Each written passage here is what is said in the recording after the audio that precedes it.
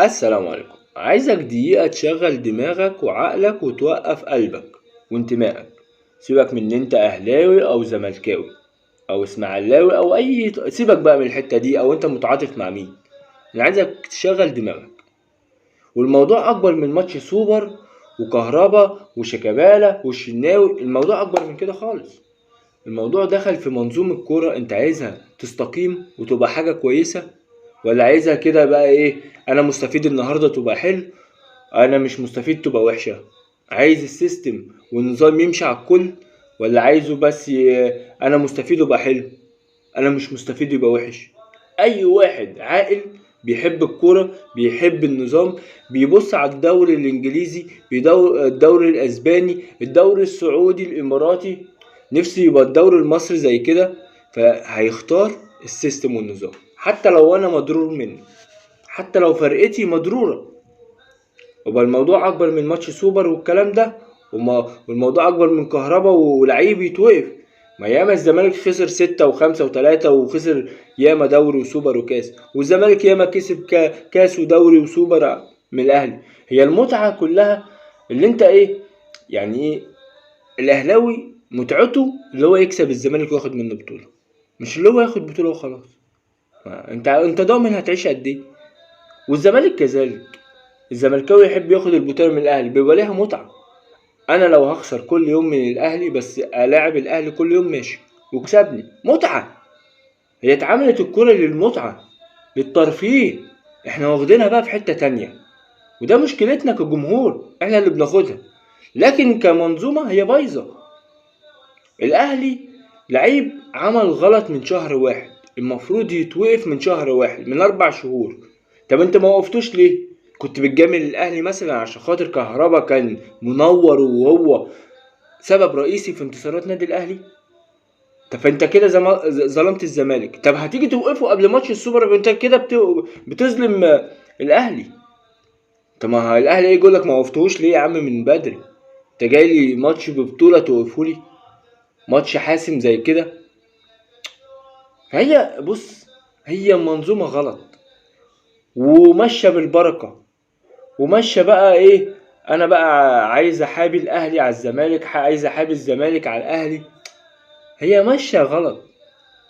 فالمفروض اصلا الزمالك عمل قرار صح اللي هو ما راحش، والمفروض بيراميدز ما كانش راح، بس لولا رئيس النادي اماراتي والمباراه بتتلعب في الامارات، فالراجل يعني حاجات بقى تانية بتتظبط. والمفروض الاهلي ما يروحش. ما انت اتضريت كنادي اهلي، اتضريت قبل كده من الاتحاد ولجنة التظلمات، انت شايف كده برضو بتتضر. فما تروحش، خلي المنظومة تتعدل على الكل، على الاهلي والزمالك وبيراميدز والاسماعيلي. انا بقول لك كده مشيها على الكل، مش عشان خاطر الزمالك اقوى من بيراميدز فايه القرارات كلها كنت في صالح الزمالك.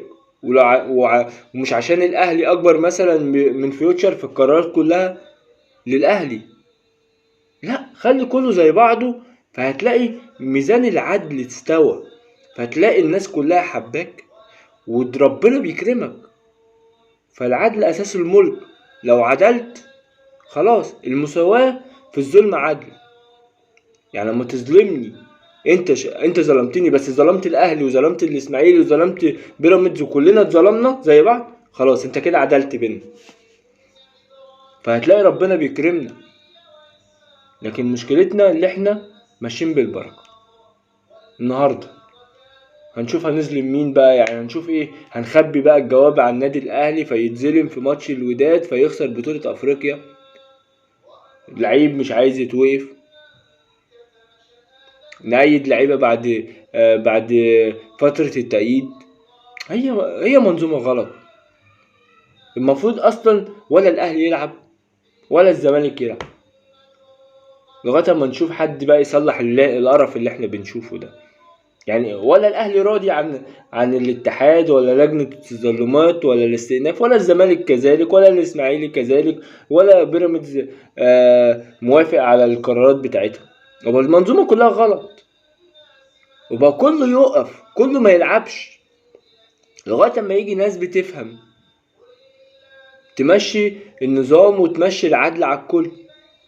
هتلاقي الكرة بتاعتك بتنور زي السنغال مثلا، هتلاقي الكرة بتنور زي المغرب مثلا، هتلاقي الدوري بتاعك بيقرب من الدوري السعودي والقطري. لكن طول ما في ظلم بين الأندية والبقاء للأقوى، هتشوف الحل اللي احنا فيه ده. ولو انت لسه بتسمعني، ياريت تشترك في القناة وتفعل زر الجرس وتعمل لايك. سلام.